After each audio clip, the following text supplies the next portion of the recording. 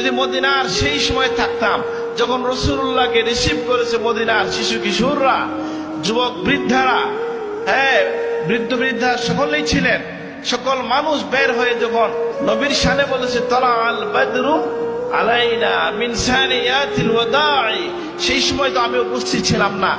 আমি যেন বলতে চাই আমার কাজের ভাষা দিয়ে, আমি আমার মনের ভাষা দিয়ে বলতে চাই, আল্লাহ আমি সেই সময়টা হারিয়েছি, কিন্তু এই সুযোগটা হারাইতে চাই না। যে মিলাদুন নবীকে আমরা এই সুযোগ হিসাবে নেব, যে আল্লাহ রসুলের আদর্শের কথা আমরা তুলে ধরবো। আমরা অনেক সময় অনেক কুতর্কের শুনতাম, এগুলো এখন কমে আসছে। আমি সব পক্ষকে আহ্বান করব, যারা মিলাদুন নবীর পক্ষে বলেন তাদেরকেও বলবো, আপনি আমি কাউকে আঘাত করে কথা বলবো না। আর যদি কেউ কোনো প্রশ্ন করেন সুন্দর করে তার উত্তর দেন।